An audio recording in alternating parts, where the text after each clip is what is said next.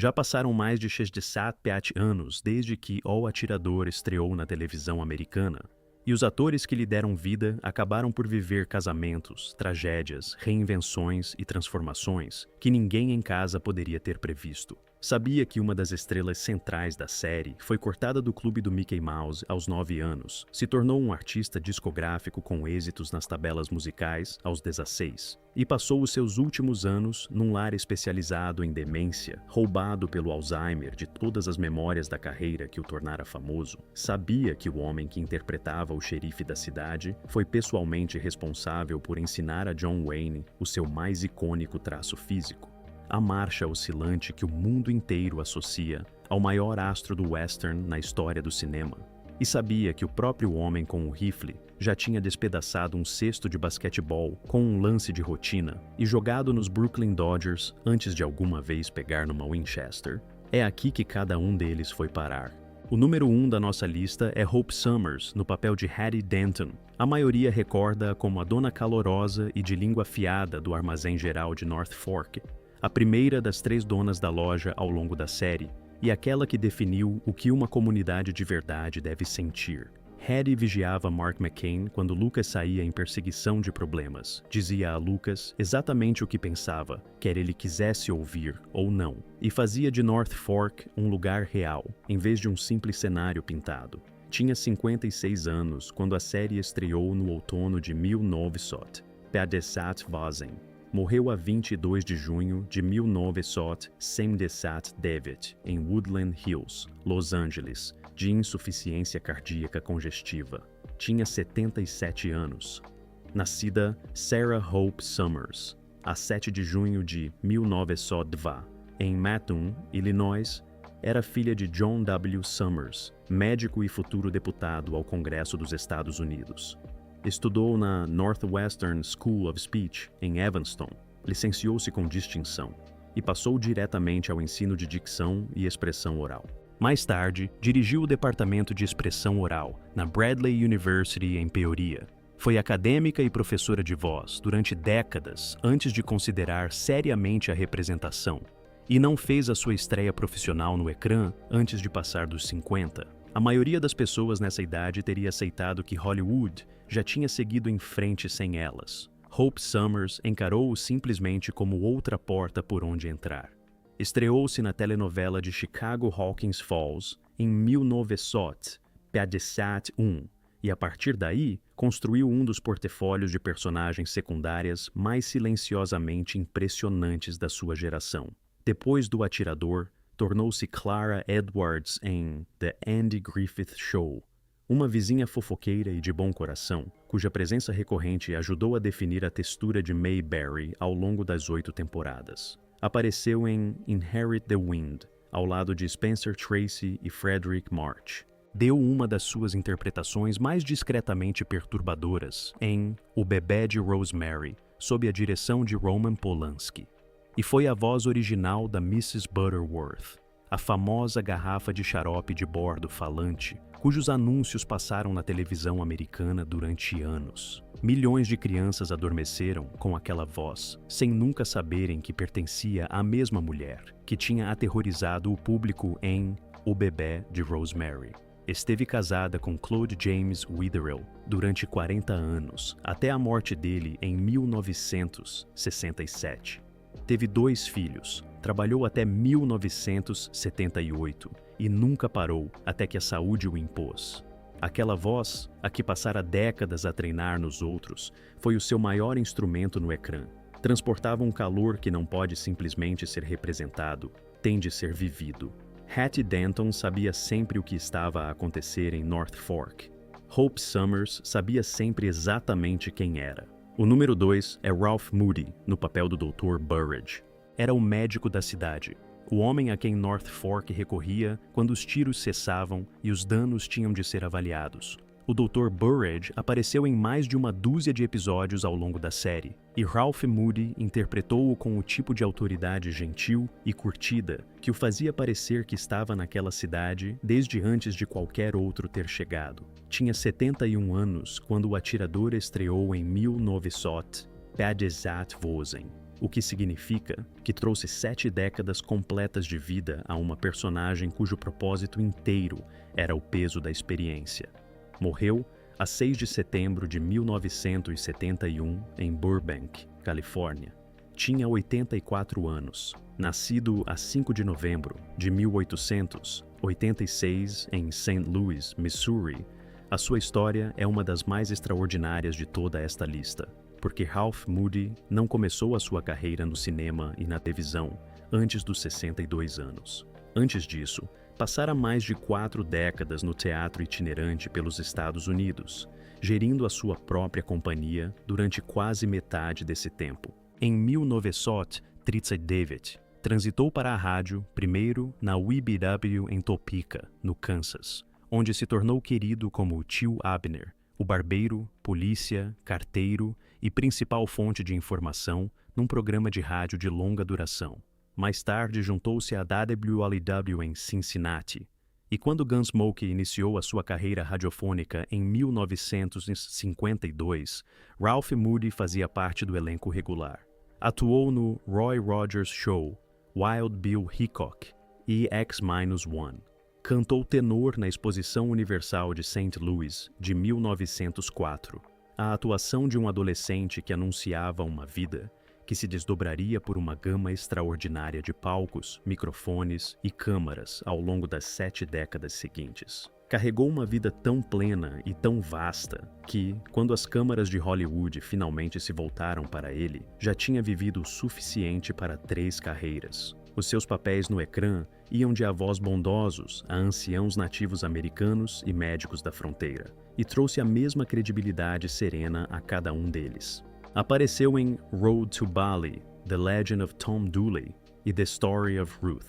Trabalhou com Jack Webb em múltiplas produções de Dragnet ao longo de quase 2 décadas, incluindo uma participação no último episódio que Webb alguma vez produziu em 1977, o ano antes de Moody morrer. O Dr. Burridge era o homem que recompunha North Fork depois de cada confronto. Ralph Moody passou 84 anos a fazer exatamente o mesmo por cada produção que teve a sorte de o ter. O número 3 é Harlan Ward, no papel de John Hamilton. Era o presidente do Banco de North Fork, aparecendo em 18 episódios entre 1958 e 1962. John Hamilton não era um pistoleiro nem um homem da lei. Era a engrenagem cívica que mantinha uma cidade de fronteira a funcionar. O homem que detinha as hipotecas, assinava os empréstimos e aparecia numa crise com um livro de contas em vez de um rifle. Todo o grande western precisa deste homem, porque sem um banqueiro não há cidade, e sem cidade não há história. Harlan Ward interpretou-o com exatamente o tipo de autoridade institucional e ponderada que o papel exigia, e tinha 40 anos quando a série estreou. Morreu a 13 de março de 1980, em Los Angeles. Tinha 62 anos, uma das perdas mais jovens de todo o elenco de North Fork. Nascido Harlan Ward Lufkin, a 6 de novembro de 1917, em Los Angeles, serviu nas Forças Especiais durante a Segunda Guerra Mundial. Um pormenor que quase nunca aparecia nos seus materiais de publicidade, mas que moldou o tipo de presença física contida e precisa que trazia a cada papel. Voltou da guerra e regressou diretamente ao ofício que vinha a construir antes de esta o interromper. Ao longo de 4 décadas, do início dos anos 40 a 1979, apareceu em mais de 180 filmes e produções televisivas. Fez 5 participações como convidado em Perry Mason ao longo de quase uma década. Em Bonanza, interpretou um polícia num episódio, um procurador noutro, um magistrado noutro ainda. Personagens completamente diferentes, o mesmo rosto de confiança. Apareceu em The Virginian, The Big Valley e The Fugitive. A indústria continuava a chamá-lo, porque o seu rosto dava ao público tudo o que precisava, sem necessidade de explicação. A sua vida pessoal permaneceu inteiramente privada.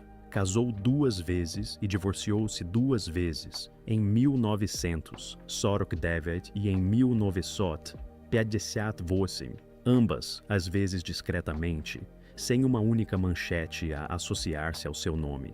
Esse tipo de descrição era uma sua própria forma de profissionalismo. A sua carreira abrandou nos anos 70 com o declínio do western televisivo. A sua última aparição no ecrã foi em The Rockford Files, em 1979, ao lado de James Garner. É adequado que o último capítulo tenha sido ainda uma espécie de western. John Hamilton mantinha o dinheiro seguro e fazia as perguntas certas. Harlan Ward passou 40 anos a ser o homem mais sólido em qualquer sala. O número 4 é Joe Higgins, no papel de Nils Swenson. Era o ferreiro de North Fork, o homem que ferrava os cavalos, mantinha as rodas dos carros a girar e o coração mecânico de uma comunidade de fronteira a pulsar. Sem Nils Swenson, não há North Fork.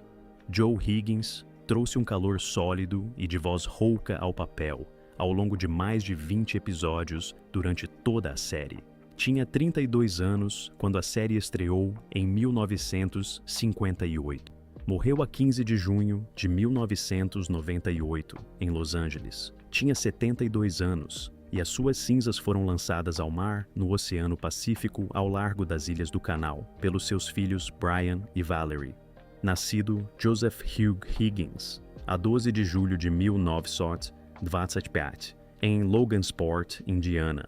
Filho de um guarda-freio da Pennsylvania Railroad, começou a representar aos 9 anos no teatro local. Frequentou a Universidade de Dayton, no Ohio, trabalhando na rádio como estudante numa estação local e desenvolvendo aquela voz grave e rouca, que se tornaria o seu bem profissional mais reconhecível.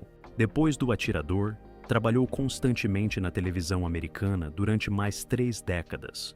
The Twilight Zone, Bonanza, Gunsmoke, I Dream of Jeannie, Petticoat Junction, The Big Valley, Hill Street Blues, The Fall Guy, Green Acres.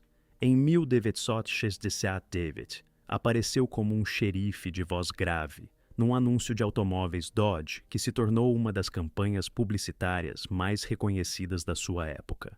Interpretou essa personagem em dezenas de anúncios televisivos, publicações impressas e aparições públicas, ganhando o Clio Award, a mais alta distinção da publicidade. Não uma, mas 2 vezes. Milhões de americanos que nunca tinham visto um único episódio do Atirador reconheciam o seu rosto por esses anúncios.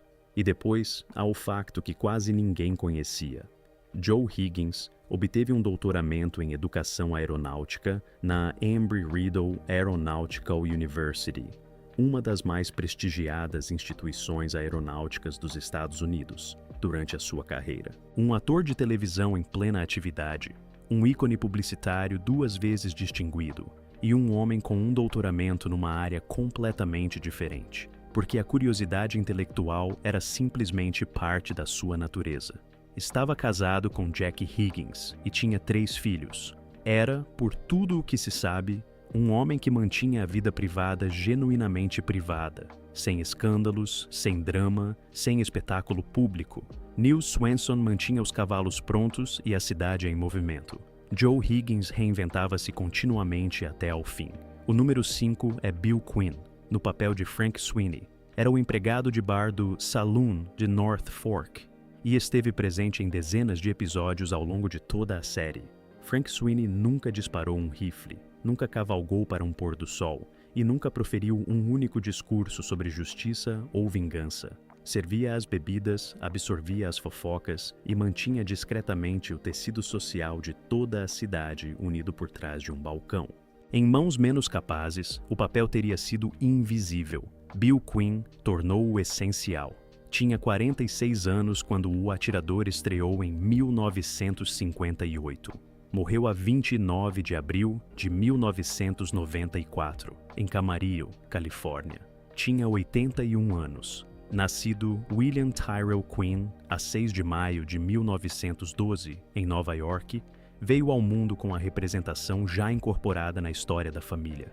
A sua mãe, Lillian Tyrell, tinha sido atriz nos primeiros filmes e corista na Broadway. O seu pai, Edward, trabalhava como supervisor na secção de cópias do United States Shipping Board.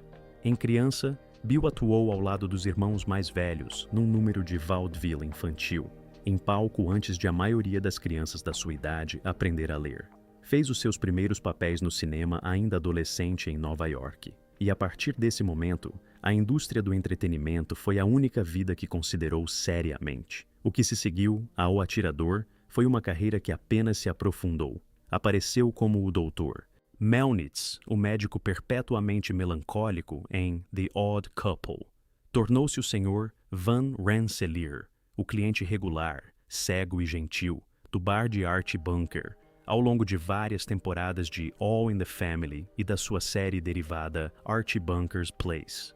Uma interpretação de inteligência emocional silenciosa que o apresentou a uma geração completamente nova de espectadores que nunca tinham visto um western. Interpretou o pai de Mary em 3 episódios de The Mary Tyler Moore Show. Mais de stupid sad papéis ao longo de 7 décadas completas, desde os filmes mudos dos anos 20 até Star Trek V, The Final Frontier, em 1979, onde interpretou o pai idoso do Dr. McCoy. E aqui está o fato que quase ninguém conhecia. Bill Quinn era o sogro de Bob Newhart. A sua filha casou com o lendário comediante, o que significa que um dos atores de personagens secundárias mais fiáveis da história da televisão americana passou os seus últimos anos como membro de uma das famílias mais queridas da indústria. Esteve casado com Mary Catherine Roden desde 1939 até a sua morte. 55 anos com a mesma mulher, 3 filhos, uma vida de consistência e lealdade que combinava perfeitamente com as personagens sólidas e confiáveis que sempre lhe confiavam. Frank Sweeney servia as bebidas e nunca fazia demasiadas perguntas. Bill Quinn trabalhou durante 7 décadas e soube sempre exatamente o que uma cena precisava. O número 6 é Joan Taylor, no papel de Millie Scott. Foi a dona do armazém geral de North Fork, sucedendo a Hattie Denton e tornando-se a corrente romântica silenciosa que percorria a superfície emocional da série ao longo de 18 episódios entre 1960 e 1962. Millie Scott era inteligente, firme e genuinamente calorosa. Exatamente o tipo de mulher em que um rancheiro viúvo como Lucas McCain poderia encontrar-se a pensar contra todo o bom senso. A série nunca forçou demasiado, o que a tornava completamente real. Tinha 30 anos quando pisou North Fork pela primeira vez em 1967. Morreu de causas naturais a 4 de março de 2012 em Santa Mônica, Califórnia. Tinha 82 anos. Nascida Rosemary Emma, a 18 de agosto de 1929, em Geneva, Illinois, o seu pai, de ascendência siciliana, tinha sido aderecista nos primórdios de Hollywood antes de mudar a família para Lake Forest, Illinois, onde geriu o cinema local Deer Path. A sua mãe, Amelia Berkey, tinha sido uma estrela de canto e dança de vaudeville nos anos 20. A representação corria-lhe nas veias antes de a escolher conscientemente. Chegou a Hollywood no final dos anos 40 e construiu uma sólida carreira inicial em westerns e filmes de ficção científica. A Terra, Contra os Discos Voadores e 20 Milhões de Milhas da Terra, ambos com os lendários efeitos de animação de Ray Harryhausen, tornaram-se clássicos de culto cujos seguidores nunca desapareceram completamente. Depois, o atirador chamou-a, e ela trouxe àquele armazém algo mais silencioso e emocionalmente mais sofisticado do que o gênero habitualmente permitia. O que pôs fim ao seu tempo na série não teve nada a ver com a sua interpretação. O marido, escritor e produtor, Leonard Freeman, mudou a família para o Hawaii, onde estava a desenvolver o que viria a ser Hawaii Five-O. Joan abandonou a representação em dezembro de 1963 sem hesitar. Leonard Freeman morreu em 1974 e Joan discretamente assumiu a gestão dos seus assuntos profissionais, incluindo toda a propriedade de Hawaii Five-O durante anos. Quando décadas mais tarde a CBS lançou a revisão de Hawaii Five-0, esta existiu em parte graças à sua administração. Após a sua morte, o episódio de 19 de março de 2012 dessa revisão foi dedicado à sua memória sob o nome de Casada. Rose Freeman casou-se mais tarde com o realizador de televisão Walter Grauman, que dirigiu dezenas de episódios de Murder, She Wrote e Barnaby Jones, mas esse casamento também terminou em divórcio. Millie Scott geria a loja e mantinha a paz. Joan Taylor manteve um império televisivo a funcionar e nunca pediu o reconhecimento. O número 7 é Patricia Blair, no papel de Lou Mallory. Entrou na última temporada da série como Lou Mallory, a proprietária do hotel e armazém Mallory em North Fork. E desde a sua primeira aparição, a série sentiu uma energia diferente. Lou era confiante, de pensamento independente e com pleno domínio da sua própria história. Era uma mulher a gerir um negócio nos seus próprios termos, num mundo que raramente dava espaço a isso, com um interesse romântico mal dissimulado em Lucas McCain, que os argumentistas trataram com mais sofisticação do que a maioria dos westerns daquela época se atrevia. Tinha 29 anos quando apareceu pela primeira vez em 1962. Morreu a 9 de setembro de 2013, na sua casa em North Wildwood, Nova Jersey. Tinha 80 anos. A causa foi cancro da mama. Nascida Patsy Lou Blake a 15 de janeiro de 1933 em Fort Worth, Texas, e criada na próxima Dallas, começou a modelar em adolescente, média 1,96 m, e a câmara respondia-lhe de imediato. Trabalhou com a Conover Agency, uma das mais prestigiadas agências de modelos do país, antes de se mudar para Los Angeles aos 17 anos para seguir a representação. Os produtores persuadiram-na a trocar o nome de nascença por algo que consideravam mais sofisticado. Patsy Lou Blake tornou-se Patricia Blair. A sua carreira cinematográfica começou em 1955 com Jump into Hell, um filme de guerra sobre a Batalha de Dien Bien Phu. Seguiu-se The Black Sleep, que reuniu os ícones do terror Bela Lugosi, Lon Chaney Jr., Basil Rathbone e John Carradine numa única produção. O atirador abriu depois uma porta que levou a algo muito maior. Em 1964 foi escolhida para Rebecca Boone na série da NBC Daniel Boone ao lado de Fess Parker e manteve esse papel durante toda a série de 6 temporadas. Mais de 67 episódios como a esposa de um dos pioneiros mais celebrados da história americana. Foi Rebecca Boone durante 6 anos. A química no ecrã com Fess Parker baseava-se em calor genuíno e respeito mútuo. A Rebecca Boone, de Patricia Blair, não era simplesmente a esposa do herói. Era a sua igual, inteligente, decidida e capaz de agir de forma independente quando a situação o exigia. Para 1964, isso era mais ousado do que possa parecer hoje. Casou com o promotor imobiliário Martin S. Colbert em 1965, e durante algum tempo, os dois viveram num barco a motor de 18 metros chamado Don Juan, na marina de Playa del Rey. A sua última aparição cinematográfica foi em 1979 em O Cavaleiro Elétrico de Robert Redford e Jane Fonda. Nos últimos anos, abandonou a representação e produziu feiras comerciais em Nova York e Nova Jersey. Combateu o cancro em privado, longe das câmaras e das manchetes, com a mesma determinação silenciosa que tinha definido tudo o que alguma vez fizera. Nunca deu uma entrevista sobre a doença e nunca pediu apoio público. Lou Mallory entrou em North Fork e recusou ser intimidada por alguém. Patricia Blair viveu toda a vida exatamente da mesma forma. O número 8 é Paul Fix, no papel do xerife Micah Torrance. Era a lei em North Fork e esteve presente em 151 episódios ao longo das 5 temporadas. Tinha 57 anos quando o atirador estreou. E essa idade não era incidental para a personagem, era todo o ponto. Micah Torrance era um xerife que carregava o peso da experiência difícil num mundo que teria preferido alguém mais jovem e mais rápido. Cada ano que Paul Fix tinha vivido aparecia no ecrã e fazia exatamente o trabalho que a personagem exigia. Morreu de insuficiência renal em Los Angeles a 14 de outubro de 1983. Tinha 82 anos. Nascido Peter Paul Fix a 13 de março de 1901 em Dobbs Ferry, Nova York, foi criado numa propriedade de 80 hectares no Vale do Hudson, onde os seus pais imigrantes alemães, Wilhelm Fix e Louise Walls, geriam uma cervejaria. Foi uma infância confortável. Depois, quando Paul tinha apenas 13 anos, a mãe morreu. O pai seguiu-se 2 anos mais tarde. A cervejaria fechou. O chão desapareceu por baixo de tudo. E aos 15 anos, estava sozinho.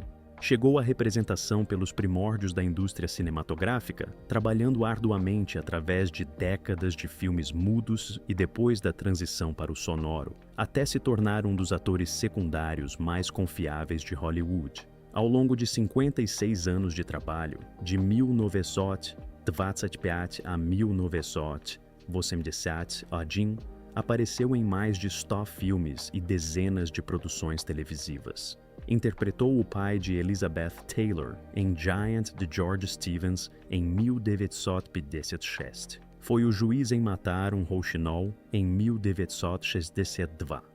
Apareceu em aproximadamente 27 filmes protagonizados por John Wayne, um número que faz da amizade entre estes dois homens uma das parcerias definidoras da história do gênero. Wayne ligava-lhe para pedir conselho. Fix nunca recusou, e foi Paul Fix quem ensinou John Wayne a andar. Quando Wayne estava a dar os primeiros passos, queria algo físico que fizesse o público sentir a sua presença antes de pronunciar uma palavra. Fix sugeriu a marcha oscilante, o passo deliberado e sem pressa que se tornou a marca física mais icônica de Wayne. A marcha que as pessoas ainda imitam e parodiam décadas após a morte de Wayne. A marcha que definiu toda a sua imagem pública. O homem que a inventou usava tranquilamente um crachá de xerife em North Fork durante 5 temporadas, e o público em casa não fazia a menor ideia. Apareceu também no segundo episódio, piloto de Star Trek, interpretando o Dr. Mark Piper, o médico-chefe original da USS Enterprise, antes de DeForest Kelley assumir o papel e o doutor.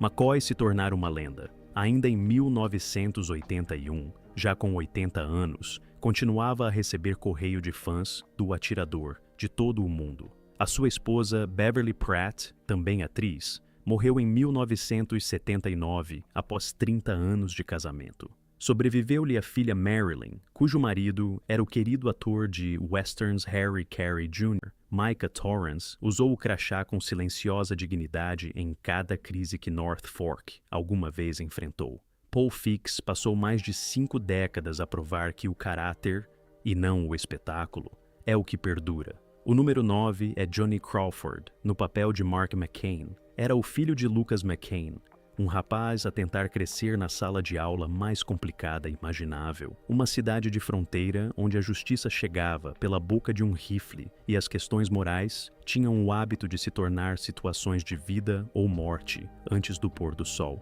Tinha 12 anos quando O Atirador estreou em setembro de 1957 e já, aos 12 anos, a sua interpretação valeu-lhe uma nomeação para o Emmy de melhor ator secundário numa série dramática.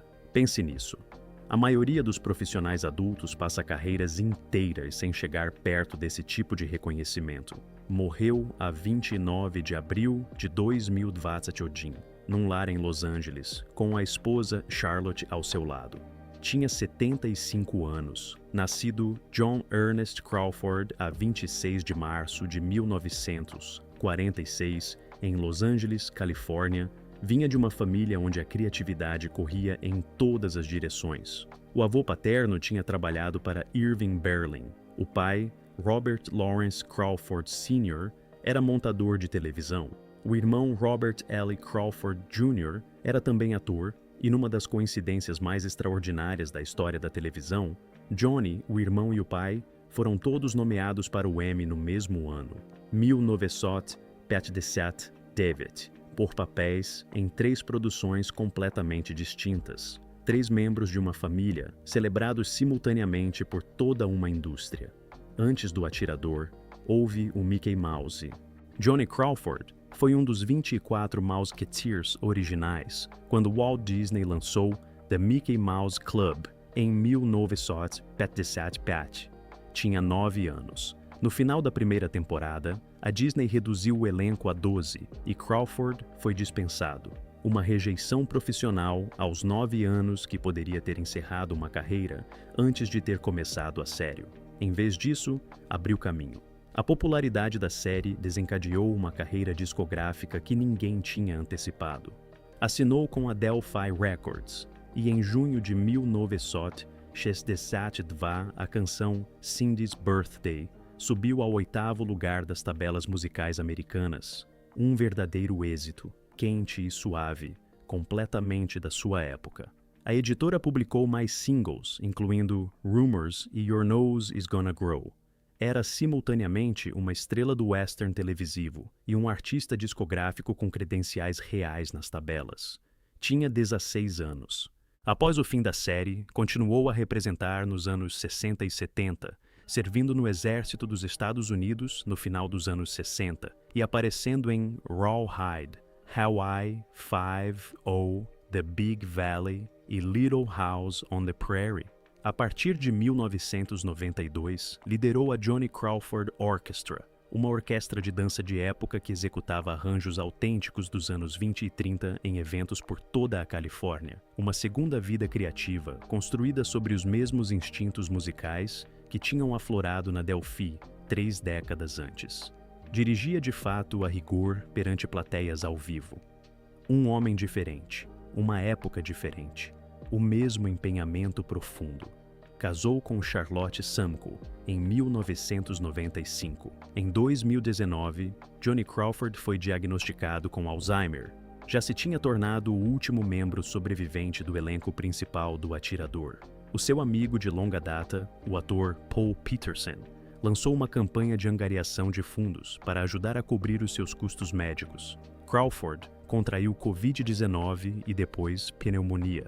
A família disse que, apesar de tudo o que o Alzheimer lhe tinha roubado, ele conservava ainda o seu sorriso caloroso e o brilho nos olhos, mesmo perto do fim.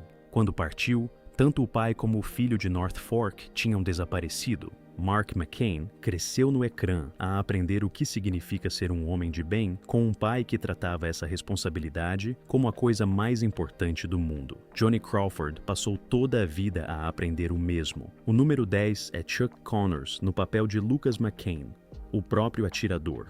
Lucas era pai em primeiro lugar e pistoleiro em segundo. Era um homem que preferia falar a disparar, que criava o filho com toda a atenção, que carregava a memória da esposa morta como algo simultaneamente doloroso e sagrado, e que tinha um código moral que não cedia independentemente de quem aplicasse a pressão.